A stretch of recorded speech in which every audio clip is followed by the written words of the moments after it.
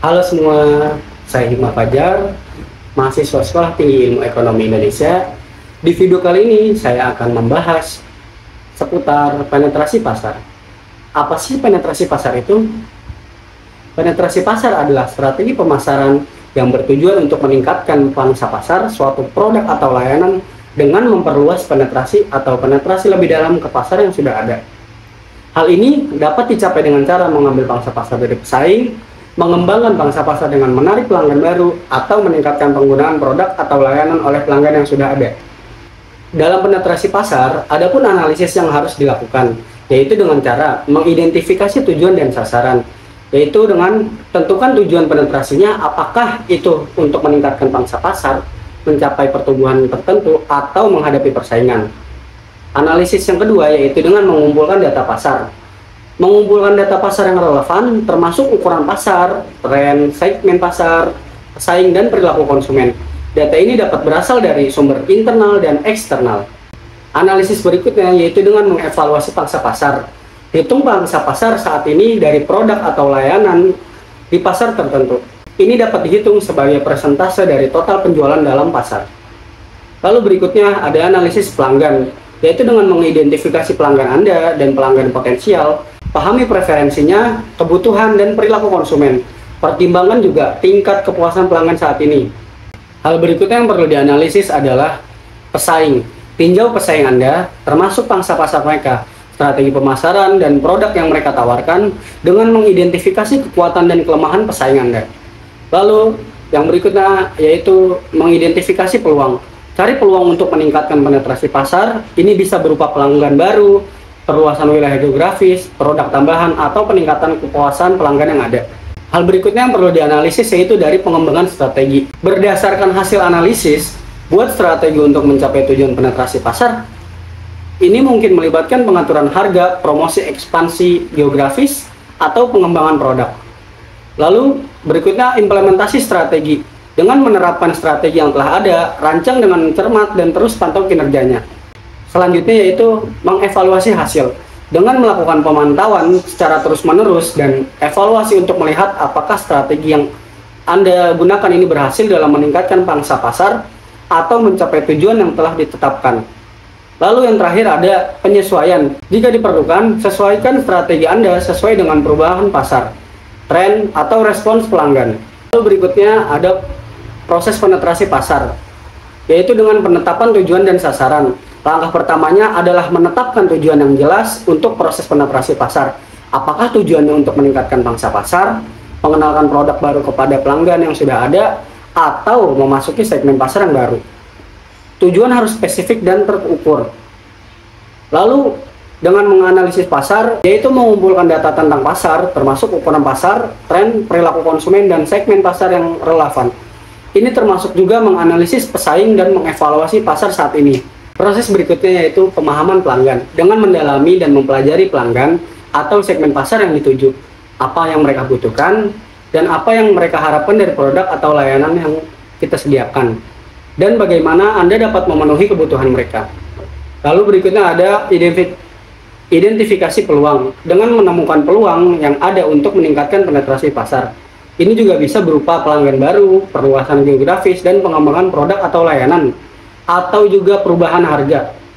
Kemudian, ada juga pengembangan strategi, dengan membuat strategi yang sesuai dengan tujuan dan peluang yang telah diidentifikasi. Ini mungkin melibatkan strategi harga, pemasaran, distribusi, atau pengembangan produk.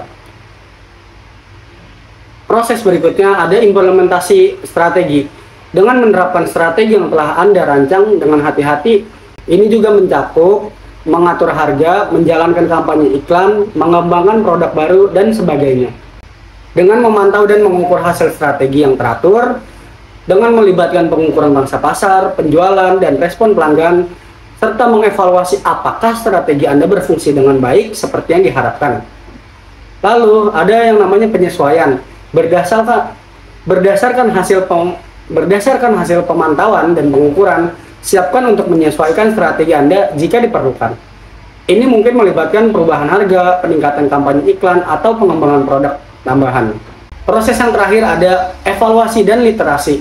Ini adalah proses akhir penetrasi pasar, dan apakah tujuan awal tercapai?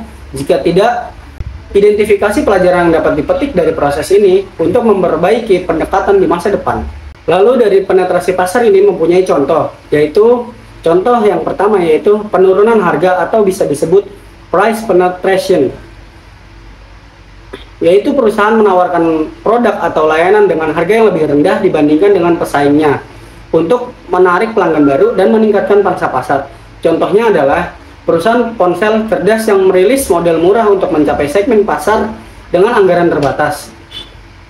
Contoh yang berikutnya ada ekspansi geografis, yang dimana perusahaan memutuskan untuk memasuki wilayah geografis yang baru yang belum mereka jangkau sebelumnya. Sebagai contoh, toko retail yang membuka cabang baru di kota atau negara yang belum mereka jangkau sebelumnya. Contoh berikutnya ada pengembangan produk. Dengan membuat varian atau produk baru yang dirancang untuk menarik segmen pasar yang berbeda atau memenuhi kebutuhan yang belum terpenuhi. Sebagai contoh, perusahaan makanan cepat saji yang memperkenalkan menu vegetarian untuk menjangkau pelanggan yang menginginkan pilihan makanan tanpa daging. Contoh berikutnya ada promosi dan iklan. Dengan melakukan kampanye iklan dan promosi yang agresif untuk meningkatkan kesadaran konsumen tentang produk atau layanan mereka. Sebagai contoh, perusahaan teknologi yang meluncurkan kampanye iklan besar-besaran untuk mengenalkan produk baru mereka. Contoh yang selanjutnya ada penyediaan produk terkait. Dengan menawarkan produk atau layanan terkait produk utama untuk meningkatkan penjualan produk utama. Misalnya, toko elektronik yang menjual aksesoris dan perlengkapan tambahan bersama dengan perangkat elektronik. Kemudian, layanan pelanggan yang lebih baik dengan meningkatkan layanan pelanggan guna mempertahankan pelanggan yang sudah ada dan mendapatkan pelanggan baru. Ini bisa berupa pelayanan pelanggan yang lebih responsif dan pengiriman yang lebih cepat atau kebijakan pengembalian yang lebih fleksibel.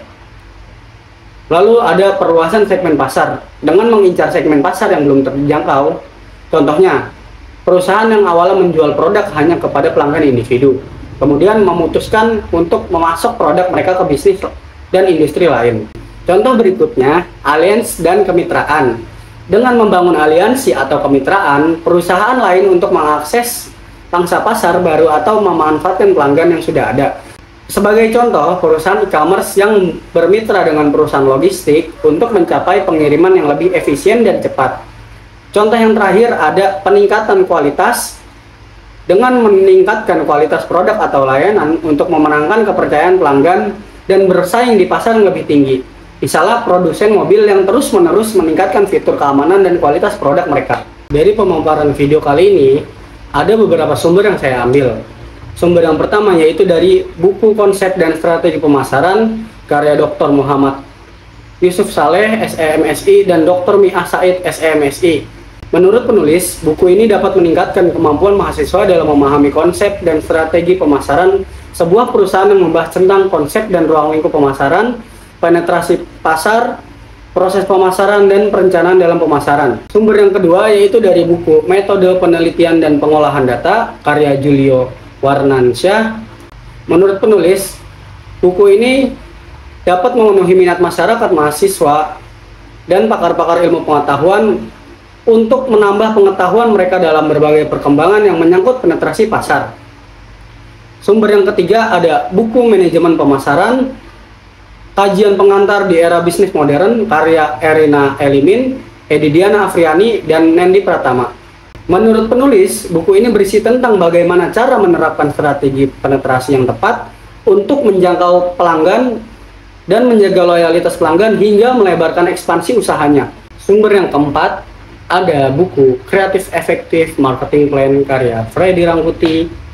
Menurut penulis, penetrasi pasar bisa digunakan untuk standar penetapan harga suatu perusahaan apabila kita telah memahami struktur biaya atau yang biasa disebut cost flow dan nilai produk, yang dimana value price selling. Sumber yang kelima ada buku Strategi Dahsyat Marketing Mix for Small Business, Cara Jitu Merontokkan Pesaing karya Arif Rahman. Menurut penulis, penetrasi pasar adalah suatu hal yang sangat penting dalam strategi atau rencana pasar untuk bisa mencapai profit terbaik dalam suatu perusahaan. Oke, sekian penjelasan tentang materi penetrasi pasar. Terima kasih telah menonton. See you.